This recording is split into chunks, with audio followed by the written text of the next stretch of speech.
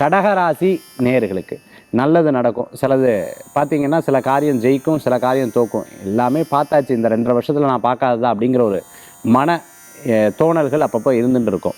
சில பொருட்கள் 2வது வாங்குவீங்க, ஐயோ இது ஏற்கனவே இருக்கே அப்படின்னு யோசிக்கிறது. இல்லைனா வந்த பொருள் சரியில்லாமல் இருக்கிறது, சரி அது திருப்பி ரிட்டர்ன் பண்ணணுமா, அப்படியே விட்டுரு போனால் போட்டு போ அப்படிங்கிறது.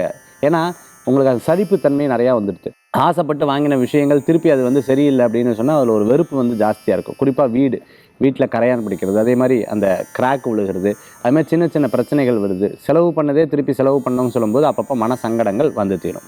யார்கிட்ட எப்படி பேசணும்னு தெரியாமல் கோவப்பட்டு பேசுகிறது, அதுக்கப்புறம் நீங்களே சாரி கேட்கக்கூடிய தினமாக இந்த தினம் உண்டு.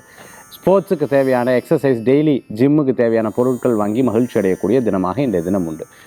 வரவுகளை விட செலவுகள் ஜாஸ்தியாக இருக்கேன்னு கவலைப்படுவீங்க. கொரியரில் ஒர்க் பண்ணிட்டு இருக்கிறவங்க, அதே சமயத்தில் பார்த்தா டிரான்ஸ்போர்ட்டில் டிரைவிங் லைனில் இருந்துட்டு இருக்கிறவங்களுக்கு என்னடா இது நமக்கு ரெஸ்ட்டே கிடைக்க மாட்டேங்குதுன்னு தோணல்கள் இருக்கும். கடகராசி என்பர்கள் விடிவு காலம் பிறக்காதாங்கிற எதிர்பார்ப்பில் இருப்பீங்க. கண்டிப்பாக பிறக்கும், கவலைப்பட வேண்டாம். எல்லாமே நல்லது நடக்கும். விரயமாகும், பின்னாடி லாபமாக கிடைக்கக்கூடிய சூழ்நிலைகள் மாறி வரும். இன்றைய தினத்தில் ஆஞ்சநேயர் வழிபாடு உங்களுக்கு ஒரு மன திருப்தி தரும் அற்புதமான வழிபாடு.